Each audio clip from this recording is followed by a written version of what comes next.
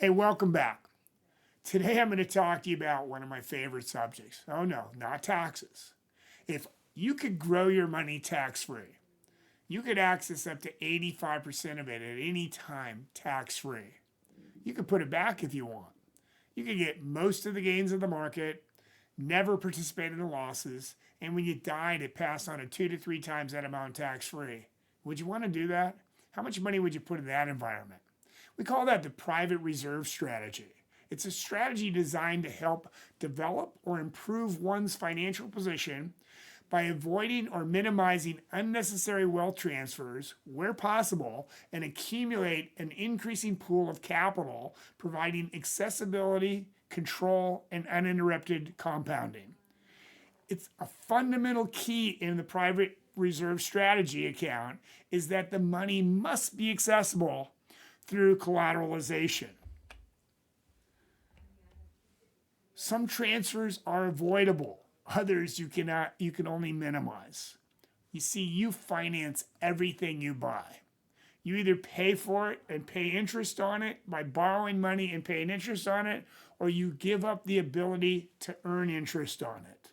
You can go out and buy your house for $500,000 in cash, or you can go out and take out a loan and pay interest on it. But one way or another, you're financing it. Either you're financing it or you're financing it through your house. Every dollar not saved is consumed by transfers and lifestyle. There's a law. It says the Parkinson's law. It says your expenses will keep up with your income regardless of how much money you make. We have the economic squeeze on capital. What happens here, it's an external pressure. It's called inflation. It erodes buying power by increasing the price of desired goods and services. An item costing $1 in 1980 would cost $2.65 in 2010. And imagine where we're at here in 2024. The numbers are astronomical. The internal pressure, consumer debt, consumes buying power when finances costs are allowed to compound. In other words, when we have that debt on credit card out there and we continue to pay interest on it every single month, it can quickly snowball out of control. Debt is the only purchasing option for a large or unexpected expenditure when one has no capital. But there are such things as good debt and bad debt, and you have to determine which one is which and how to use it in your life. Some transfers are avoidable, others are only minimized. So let's talk about this saving efficiency. Well, if we take a look at here and let's say that our annual income is $102,000 a year and we're saving $6,000 a year and we're getting a 6% rate of return on that. Well, if we calculate that out, our annual expenses, our interest on that savings is $360. Our annual expenses is $9,600. Now, if we could just cut our annual expenses by 1%. Now, folks, let me give you an example of this. Back in 2011, I was going through a divorce and I had to sharpen my pencil and I had to really sit down and figure out how could I cut my expenses without cutting my lifestyle. And I call it my Starbucks factor. I used to go to Starbucks every day, and some days I'd go 2 or 3 times in a day. And I began to realize I was spending $200 to $300 a month at Starbucks. That's an outrageous number, and that doesn't even count all the other stuff I would buy when it was there. But I found out that I could buy this box of chai, and I could take that box of chai, and I could cut those expenses down to about 25%. So instead of spending $2,400 a year, I spent $600 a year at Starbucks, which is still way too much. But that was saving quite a bit. Now, I also found out that I was eating out all the time. I literally ate out for breakfast, lunch, and dinner. And I was spending north of $25,000 a year eating out. Yeah, $2,000 a month. And by simply changing the way I ate and ate in instead of eating out, not only did I get healthier, I saved a lot more money. So if I could just save 1% of this $9,600 right here, that would be $960. So $960, if I was to do the math, you would find that the equivalent return on $6,000 would be 16%. So now rather than making 6%, I'm making 16%. And that might be a little confusing, but if you take a look here, you can check the math. 16% of 6,000 is $960. So if we can find ways, because remember, my number one rule is live like you're going to die tomorrow and plan like you're going to live forever, because you just might. So I'm never about cutting your lifestyle. But if we can find ways to adjust our lifestyle so that we can save some more money, in other words, find the money that we're transferring unknowingly and unnecessarily, we can certainly start saving at a much higher rates of return. Now, we transfer money in 6 different areas in how we pay our mortgages, qualified plans, college planning, taxes, protection, major purchases. And I could go down any one of these categories right here and give you an hour-long class on each and every one of them. But just know, these are the areas that we're transferring money unknowingly and unnecessarily.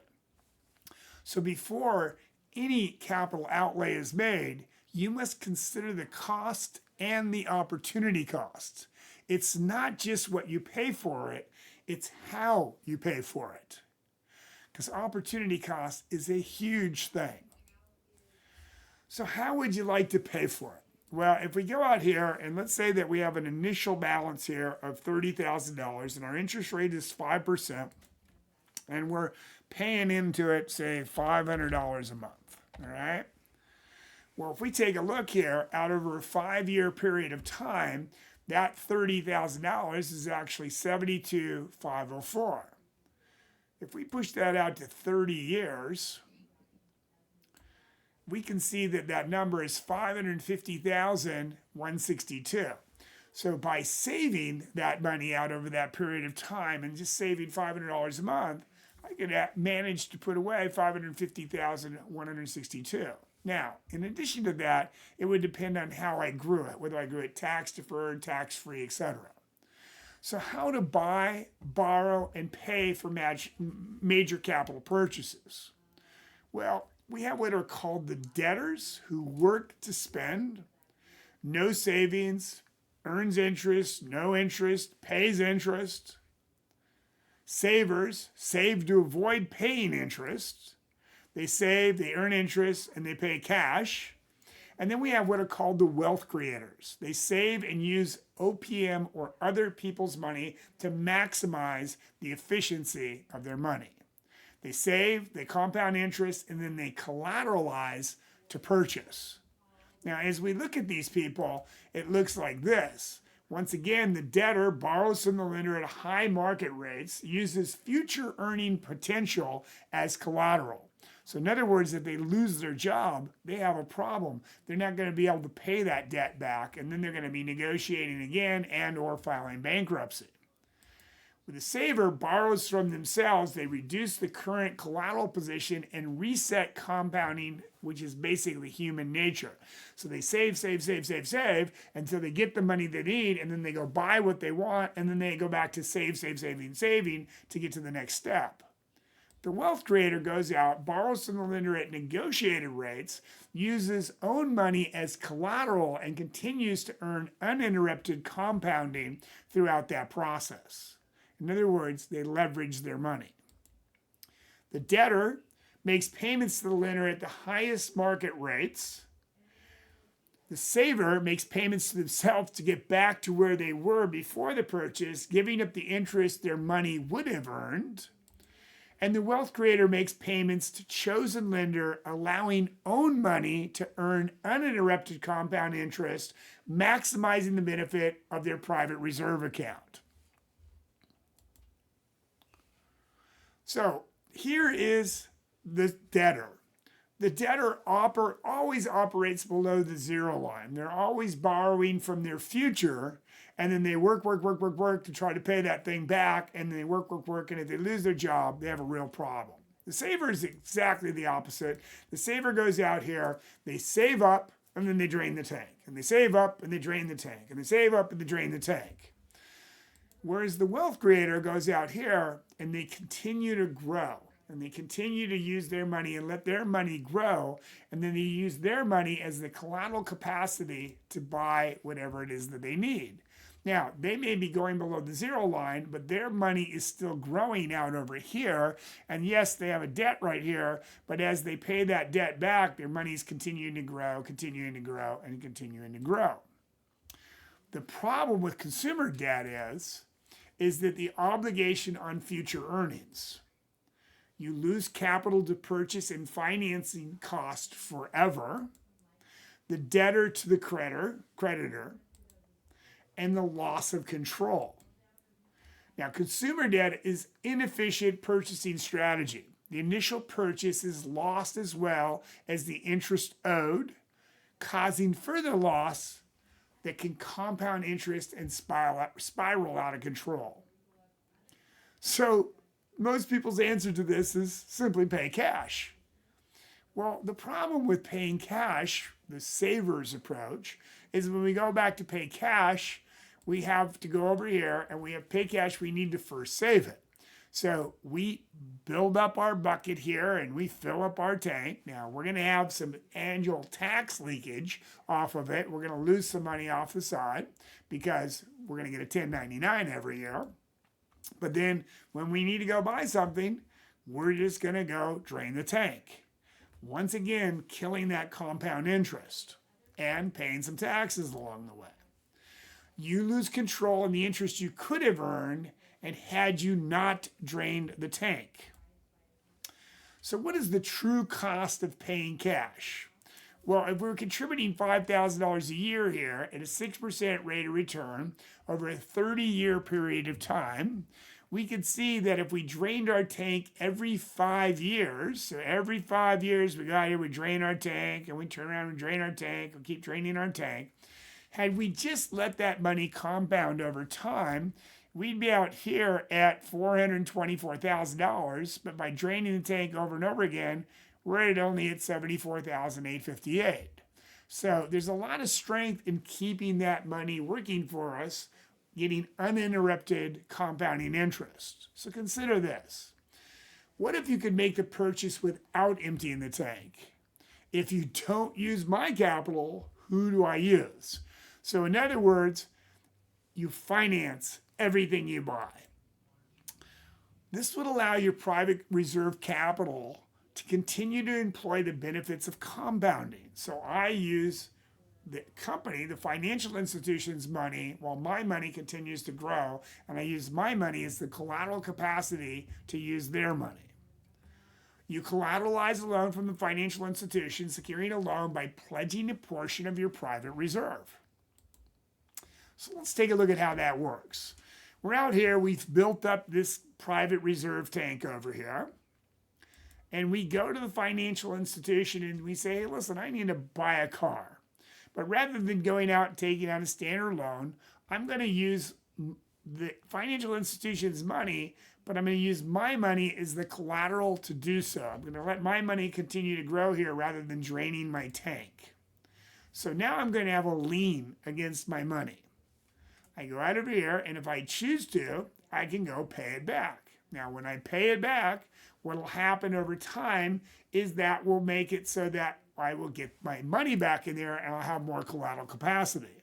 The power of the strategy is that you continue to earn compound interest on collateralized funds. The amount you have in your private reserve account can be collateralized. So you can collateralize up to the whole amount. 3 things can increase your capacity. One would be contributions. So you can contribute more into your private reserve account every single month, every single year. The second would be internal growth. We're out there and we're growing the money inside of that account. And the third would be paying back or lien reduction, paying back that lien and increasing our collateral capacity inside of here to borrow money at a later date. Private reserve account ideal characteristics and benefits. Well, bottom line here is we grow tax deferred, tax-free distribution, competitive rates of return. Now, this is what I want. I want all these things inside of my private reserve. I want high contributions, deductible contributions, collateral capabilities or opportunities, collateralize, safe. I want no loss provisions. I don't want to lose with the market. I want guaranteed loan options, unstructured loan payments. In other words, pay it back or not pay it back, choice is mine. I want liquidity use and control. I want to be able to use it when I want and where I want. And there may be some additional benefits depending upon what my private reserve strategy looks like. Now, while many accounts will work as a private reserve, there are some that work better than others. So let's take a look at some of these accounts that we currently have in our portfolio. Pretty much every one of you out there has a 401k. Well, if we look at a 401k, we grow tax deferred. We don't get tax-free distribution. We probably get competitive rates of return. There might be some additional benefits inside of there, and we get to deduct what's going on. But we can't collateralize it. There's no high contribution limits. It's not safe. No loss provisions, guaranteed loan options. None of this stuff exists. If I take a look at my certificate of disappointment, okay, I get high contributions. I can put in as much as I want. I can collateralize it. I could use it as collateral. It's safe and no loss provision, but I lose all these other things. If I go over here and I look at my margin account and my stock portfolio, I've got 4 or 5 things here. And if I take another look at my cash value life insurance, I get everything except for deductibility. So I don't get to deduct that. I could use cash value life insurance as my private reserve. And then I go down here to real estate. You can see I can get tax deferred growth. I can actually get tax free depending upon how I sell it. And I can collateralize that house if I have equity inside of it. And then last but not least, I'll look at my savings and my money market account, and I've got about 4 choices. So it looks to me like the best choice out of this was maximum funded life insurance. So let's look at this cash value insurance as a private reserve. So if I build that out over there, and I collateralize it, and I pay interest on the loan just like before, as I pay it back, the cash value life insurance was designed and utilized properly, can provide stable growth, cash value collateralization, guaranteed loan access, no annual tax on growth and death benefits, and additional benefits are available with certain riders. Now, if the efficiency enhancer of all this is this. If I go out here and I take out that loan, and I pay it back, I can accelerate the payments or not pay them back if I choose. I'll be able to use this money anyway, anytime I want to, and I'll end up with lots of extra cash sitting growing tax-free. Now, once again, cash value life insurance was designed and utilized properly, can provide a stable growth, cash value collateralization, guaranteed loan access, no annual tax on growth benefits, and additional benefits are available. Now, what I want to close with here is if you could grow your money tax-free, you could access up to 85% of it at any time tax-free. You can put it back if you want. You can get most of the gains of the market, never participate in losses, and when you died, it passed on at 2 to 3 times that amount tax-free. Would you want to do that? And how much money would you put in that environment? Now, be sure to put some comments below and give us your opinion on what do you think is the most efficient way to build your private reserve strategy. And do you have one? Are you using it? Be sure to subscribe to our channel and go on our website if you want to learn more about a private reserve strategy and building maximum funded life insurance. And go out on our website and go get the course on life insurance. You'll learn a lot. And be sure to set up a time to get together. Keep smiling. Remember to live like you're going to die tomorrow and plan like you're going to live forever because you just might. Make it a great day. We'll see you soon.